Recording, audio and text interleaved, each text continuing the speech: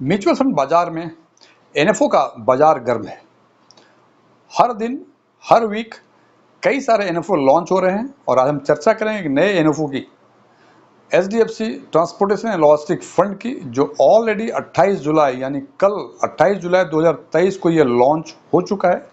इस पर हम इसका डिटेल रिव्यू करेंगे और रिव्यू करने के बाद हम इस पोजीशन में होंगे कि हम ये निर्णय ले सकें कि क्या हमें इस एनएफओ में पार्टिसिपेट करना चाहिए या पार्टिसिपेट नहीं करना चाहिए। फ्रेंड्स, ये स्टार्ट करने के पहले मैं कुछ बताना चाहूँगा। हमारे कुछ व्यूअर्स ने हमसे रिक्वेस्ट किया हुआ है मैं वीडियो थोड़ा छोटा बनाऊँ। फ्रेंड्स, मैं बार बार कहता हूँ, मैं कोई जादूगर नहीं, मेरे पास कोई ऐसा जड़ी बूटी नहीं है मैं बताऊंगा कि आप इस फंड में इन्वेस्ट कर दें तो 4 गुने हो जाएंगे, 3 गुने हो जाएंगे। मैं फंड की एनालिसिस करता हूँ with all logics and justification, और जब लॉजिक और जस्टिफिकेशन की बातें होंगी तो वीडियो तो थोड़ा लंबा होगा ही होगा, और यदि इसको आप देखेंगे आप इससे कुछ न कुछ पाएंगे ही। So again with all love and affections, मैं उस व्यूअर से कहना चाहूँगा, please bear with me, you will get something from this video also.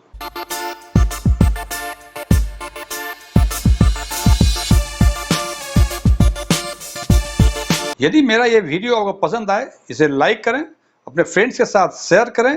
कुछ चीज़ें अच्छी लगी हो कमेंट करके बताएं, कुछ चीज़ें अच्छी नहीं लगी हो इसके बारे में ज़रूर बताएं। और यदि आप पहली बार हमारे चैनल को विजिट कर रहे हैं तो सब्सक्राइब करें और बगल में बेल आइकन को जरूर दबाएं ताकि हमारे सभी नए वीडियो की नोटिफिकेशन आपको लगातार मिलती रहे। एस1 टेक्सविन में आपका एक बार फिर से स्वागत है। मेरा नाम डीएम झा है। जैसा कि पहले हम चर्चा कर चुके हैं, आज हम एक डिटेल एनालिसिस करेंगे एक एनएफओ की, और उस एनएफओ का नाम है HDFC transportation and logistic fund. ये एनएफओ एक थीमेटिक फंड है और ओपन एंडेड इक्विटी स्कीम है। मतलब ये इक्विटी स्कीम है, ओपन एंडेड मीन्स आप कभी भी रीपर्चेज या परचेज या रीपर्चेज कभी भी आप कर सकते हैं on any business working days. और ये 28 जुलाई 2023 को ये एनएफओ लॉन्च हो चुका है, यानी कल ये लॉन्च हो चुका है और ये एनएफओ क्लोज होगा 11 अगस्त 2023 को। इन्होंने अपना सब्सक्रिप्शन का मिनिमम टारगेट रखा हुआ है 10 करोड़। यदि 10 करोड़ पूरे यदि subscription at the end of NFO closure नहीं होता है तो 5 दिनों के अंदर ऑल सब्सक्राइबर्स के पैसे वापस कर दिए जाएंगे। और यदि 5 दिनों के अंदर 5 वर्किंग डेज यदि और 5 वर्किंग डेज के अंदर यदि ये पैसे वापस नहीं कर सके तो उनको 15% एडिशनल इंटरेस्ट पे करना पड़ेगा। और यदि ये मिनिमम टारगेट 10 करोड़ पूरे हो जाते हैं तो सब्सक्राइबर्स को यूनिट्स अलॉट होगा, वो भी within 5 working days from the NFO closure. मतलब यदि पूरे हुए तो 5 दिनों के अंदर उनको यूनिट मिल जाएगी, और यदि पूरे नहीं हुए तो 5 दिनों के अंदर उनको पैसे वापस हो जाएंगे। और जब ये यूनिट्स अलॉट हो जाएगी उसके बाद सब्सक्रिप्शन या एनी परचेज और रीपर्चेज नहीं होगा, बंद हो जाएगा, और ये फिर रीओपन होगा after 5 days of the allotment. और उस दिन जब ओपन होगा तो उस दिन के ऑनवर्ड आप एनी बिजनेस डे को फिर से परचेज या रीपर्चेज कर सकते हैं। और इसका पहला एनएवी डिक्लेरेशन जो होगा वो भी within 5 days from the date of allotment होगा, रात के 11 बजे तक। हालांकि ये रात के 11 बजे तक जो टाइम लिमिट है ये ऑटर लिमिट है, और एवरी वर्किंग डेज जिस दिन भी ट्रांजैक्शंस होंगे उसके रात 11 बजे तक इनको एनएवी डिक्लेयर करना ही होगा। और इसका रजिस्ट्रार एंड ट्रांसफर एजेंट जो है ये computer age management service limited है, जिसको कि हम आम बोलचाल की भाषा में कैम्प्स बोलते हैं। और इनका बेंचमार्क इंडेक्स जो है it is Nifty transportation and logistic index. अब हम बात करते हैं इसके एंट्री लोड की। एंट्री लोड इसमें चाहे आप एसआईपी से इन्वेस्ट करें या लंप सम इन्वेस्ट करें, कोई एंट्री लोड नहीं लगेगा। और एग्जिट लोड यदि या तो यूनिट्स खरीदने के 1 साल के अंदर या यूनिट्स अलॉट होने के 1 साल के अंदर यदि रिडम्पशन करते हैं तो आपको एग्जिट लोड लगेगा। यदि 1 साल के बाद करते हैं तो एग्जिट लोड आपको नहीं लगेगा। और यदि मिनिमम इन्वेस्टमेंट की बातें करें या तो एसआईपी या लमसम, ये 100 रुपए हैं, और 100 रुपए के बाद किसी भी अमाउंट से 101 रुपए कर सकते हैं, 102 कर सकते हैं, 1,01,000 कर सकते हैं, कुछ भी कर सकते हैं। लेकिन minimum amount must be 100 rupees. और एडिशनल परचेज यदि एक बार परचेज कर लिया फिर से परचेज करने चाहते हैं तो देयर ऑल्सो आपको कम से कम 100 रुपए का इन्वेस्ट करना पड़ेगा, और उसके ऊपर करना है तो 1 रुपए के मल्टीपल में कोई अमाउंट आप इन्वेस्ट कर सकते हैं। यदि पोर्टफोलियो डिस्क्लोजर की बातें करें, इनका पोर्टफोलियो डिस्क्लोजर मंथ एंड में और हाफ ईयर एंड में होगा, और जो डेट है, जो ऑर्डर डेट है, वो with in 10 days after the end of the month और हाफ ईयर, यानी यदि जून का पोर्टफोलियो जुलाई का पोर्टफोलियो डिस्क्लोजर करना पड़ेगा तो इनको 10 अगस्त तक डिस्क्लोज करना ही पड़ेगा। 10 अगस्त मतलब जून का जुलाई का 10 अगस्त तक। और अब यदि बात करते हैं जैसे हर फंड्स में होता है, इनके दो प्लान हैं, डायरेक्ट और रेगुलर, और ऑप्शन है ग्रोथ और आईडीसीडब्ल्यू। आईडीसीडब्ल्यू मींस इनकम डिस्ट्रीब्यूशन कम विड्रॉल, और ग्रोथ है डिफॉल्ट। यदि आपने कुछ नहीं दिखाया तो मान लेंगे कि आपने ग्रोथ ऑप्शन को ऑप्ट किया है। अदरवाइज यदि आईडीसीडब्ल्यू ऑप्ट करना पड़ेगा तो ड्रॉप डाउन में जाके आपको सिलेक्ट करना पड़ेगा कि हमें आईडीसीडब्ल्यू ऑप्शन ऑप्ट करने हैं। और डायरेक्ट, रेगुलर और ग्रोथ और आईडीसीडब्ल्यू के बारे में यदि आपको पता है तो अच्छी बात है। यदि इसके बारे में और जानकारी चाहते हैं तो ऊपर दिए गए आई बटन पे क्लिक करके आप इसके बारे में विशेष जानकारी ले सकते हैं। और यदि बात करें पोर्टफोलियो टर्नओवर रेशियो की, तो ये फंड कहता है कि हो सकता है कि एक दिन में कई बार सब्सक्राइब और रिडम्पशंस हो ऑन डेली बेसिस, तो संभावनाएं हैं कि पोर्टफोलियो टर्नओवर रेशियो इनका अधिक होगा। अब हम बात करते हैं इसके ट्रांजैक्शन चार्ज की, कि यदि हम इन्वेस्ट करेंगे तो ट्रांजैक्शन चार्ज क्या होगा। ट्रांजैक्शन चार्ज तभी लगेंगे यदि आप इन्वेस्ट करेंगे through valid ARN holder. ARN means MFI registration number, मतलब आप रफ भाषा में कह सकते हैं जो आपका एडवाइजर है या जो डिस्ट्रीब्यूटर है उसके पास वैलिड एआरएन होता है। यदि उसके थ्रू आप ट्रांजैक्शन करेंगे आपको चार्जेस लगेंगे। इसका सीधा साधा मतलब, यदि आप रेगुलर प्लान में के थ्रू करेंगे तो आपको एंट्री लोड या ट्रांजैक्शन चार्ज लगेंगे। यदि डायरेक्ट में करेंगे तो कोई चार्ज नहीं लगेगा। तो यहां बातें कर रहा हूं कि जब आप इन्वेस्ट कर रहे हैं with the help of a person who had valid ARN number, उस केस में कहते हैं कि या तो लमसम या एसआईपी। यदि 10,000 से कम करना है तो आपको कोई ट्रांजैक्शन चार्ज नहीं लगेंगे। इसलिए आप देखते होंगे कि जब भी आपका एजेंट आपके पास आता होगा वो जरूर कहता है कि कम से कम 10,000 इन्वेस्ट करें, बिकॉज ये 10,000 या उससे ऊपर इन्वेस्ट करेंगे तभी उनको कमीशन मिलेगा। अदरवाइज लेस देन 10,000 में कमीशन कुछ नहीं मिलता है। और यहां जो हमने एसआईपी का भी 10,000 बोला है, एसआईपी का कमिटमेंट अमाउंट होता है, मतलब जितने इंस्टॉलमेंट है, नंबर ऑफ इंस्टॉलमेंट और एक इंस्टॉलमेंट दोनों को मल्टीप्लाई करने के बाद यदि 10,000 से नीचे होता है तो कोई ट्रांजैक्शन चार्ज नहीं, और 10,000 से ऊपर होता है तो आपको ट्रांजैक्शन चार्ज लगेंगे लमसम में भी और एसआईपी में भी। और कहते हैं इन दोनों ही केस में आइदर लमसम और एसआईपी यदि 10,000 या मोर है, तो यदि आप नए इन्वेस्टर मतलब जो 43 एएमसी आज के दिन में हैं उसमें से किसी म्यूचुअल फंड में आपका इन्वेस्टर नहीं है, आपको ट्रीट किया जाएगा कि आप नए इन्वेस्टर हैं। उस केस में 150 रुपए चार्ज किए जाएंगे आपके। और यदि आप पुराने इन्वेस्टर हैं, मतलब किसी और दूसरे एएमसी में या इसी एचडीएफसी में आपका इन्वेस्टमेंट पहले से है, आप ओल्ड माने जाएंगे और आपको 100 रुपए ट्रांजेक्शन चार्ज लगेंगे।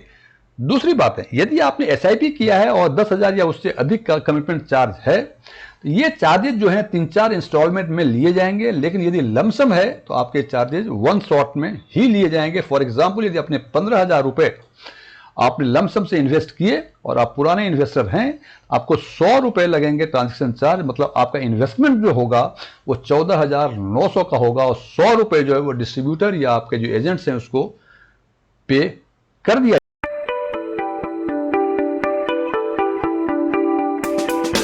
अब हम बात करते हैं इसके इन्वेस्टमेंट ऑब्जेक्टिव की। इसका इन्वेस्टमेंट का ऑब्जेक्टिव जो है वो है long term capital appreciation by investing predominantly in equity and equity related securities under the transportation and logistic theme। इसका सीधा साधा मतलब ये इक्विटी या इक्विटी रिलेटेड इंस्ट्रूमेंट में उस कंपनी में करेंगे जो ट्रांसपोर्टेशन एंड लॉजिस्टिक थीम पर बेस्ड होंगे।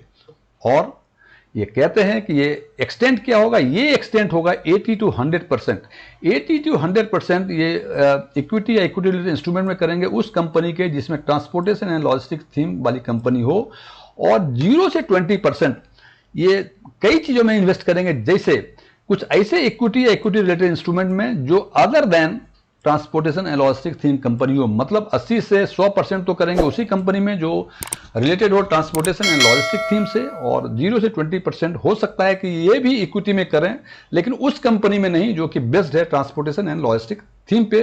और हो सकता है कि वो 0 से 20% डेट सिक्योरिटीज में भी करें, मनी मार्केट इंस्ट्रूमेंट में भी करें एंड फिक्स्ड इनकम डेरिवेटिव में भी कर सकते हैं, लेकिन 80 to 100% उनको ट्रांसपोर्टेशन और लॉजिस्टिक बेस्ड कंपनी के इक्विटी या इक्विटी रिलेटेड इंस्ट्रूमेंट में उनको इन्वेस्ट करना ही पड़ेगा। ये इनका इन्वेस्टमेंट ऑब्जेक्टिव है for creating the long term capital appreciation. और अब बातें चूंकि आई ट्रांसपोर्टेशन एंड लॉजिस्टिक थीम की, तो कहते हैं कि वो कौन सी कंपनी को मानी जाएगी कि ये लॉजिस्टिक और ट्रांसपोर्टेशन कंपनी है। तो कहते हैं कि as per the common framework of the industry classification notified by the stock exchange, NSE या बीएसई के नोटिफिकेशन के हिसाब से इंडस्ट्री क्लासिफिकेशन जो किया हुआ है उसके हिसाब से ये कहते हैं कि ट्रांसपोर्टेशन कंपनियां कही जाएंगी company related with the automotive, company related with the shipping and ports, company related with the airport and airlines and company related with the railways. ये सारी कंपनियां कहेंगी ट्रांसपोर्टेशन कंपनी। और लॉजिस्टिक कंपनी कही जाएंगी e commerce, road, rail, air cargos, supply chain and warehousing. अब हम बात करते हैं इसके फंड मैनेजर कौन है। फंड मैनेजर प्रिया रंजन, 46 ईयर्स ओल्ड, इन्होंने पीजीडीएम फाइनेंस किया हुआ है। इनका मोर देन 15 साल का एक्सपीरियंस इक्विटी मार्केट और स्टॉक कैपिटल मार्केट में। और दूसरे फंड मैनेजर हैं इनके ध्रुव मुच्चल, 35 ईयर्स ओल्ड हैं, सीएफए हैं, सीए हैं, बीकॉम हैं और इनका experience more than 10 years capital market में है।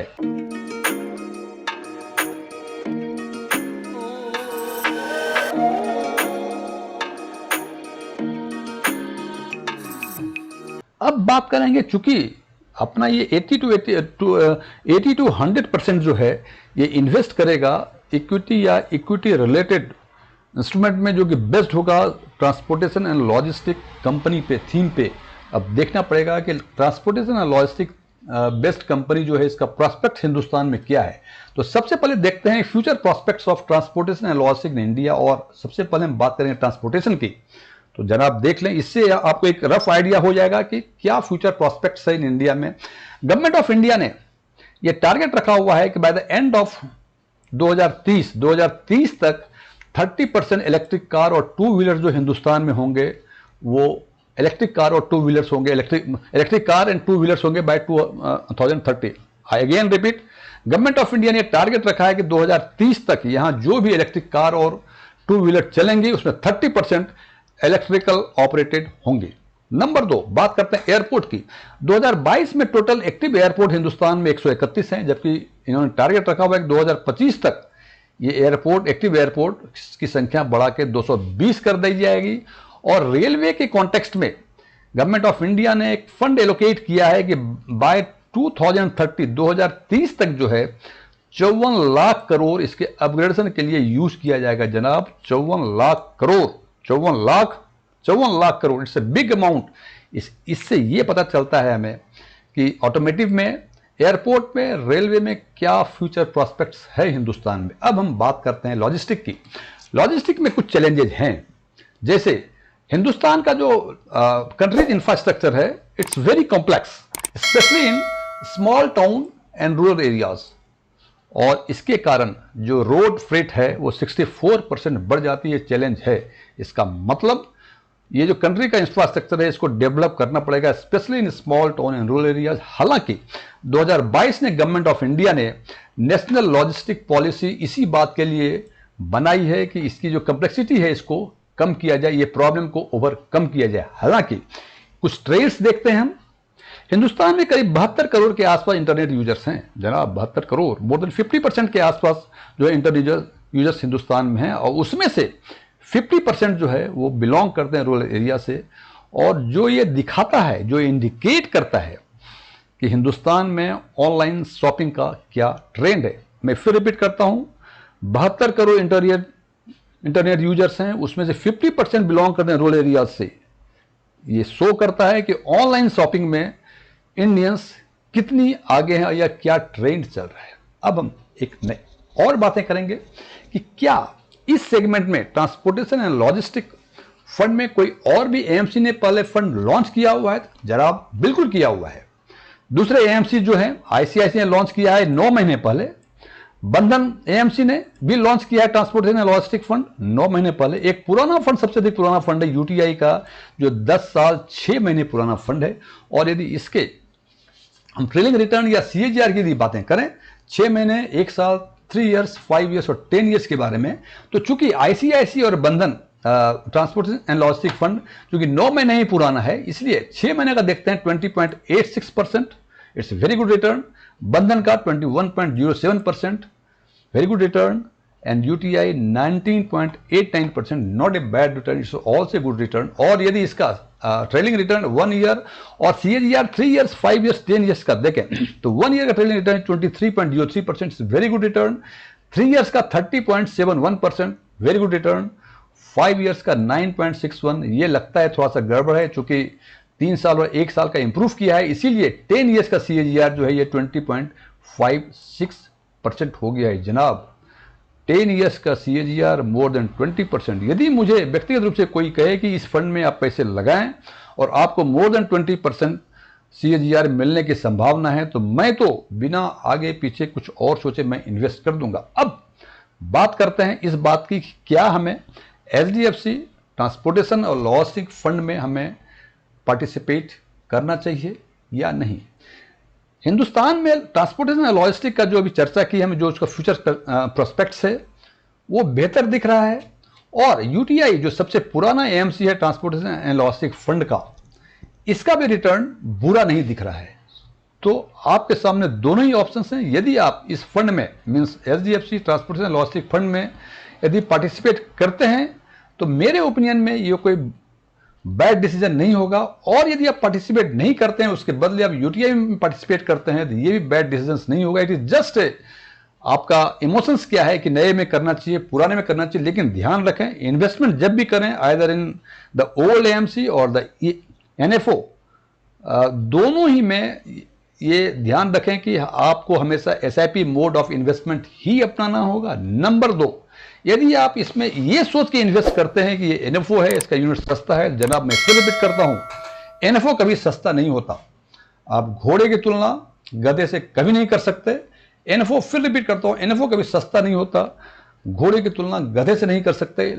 इसलिए इन माय ओपिनियन आप इसमें कर भी सकते हैं, नहीं भी कर सकते हैं। यदि नहीं इसमें करेंगे तो, और आपको ट्रांसपोर्टेशन लॉजिस्टिक में करना का मूड है, you can go for UTI or either in this new NFO. It makes no difference in my opinion. मैं बार बार रिपीट कर रहा हूं, ये मेरा ओपिनियन है फ्रेंड्स। जैसे मैं बार बार कहता हूं कि ये मेरा ओपिनियन है, इंडिविजुअल का डिसीजन या उसका निर्णय उसके डिफरेंट फैक्टर्स पे डिपेंड करता है, उसके रिस्क परसेप्शन पे डिपेंड करता है, उसके टेम्परामेंट पे डिपेंड करता है। इसीलिए अंतिम निर्णय केवल आपका।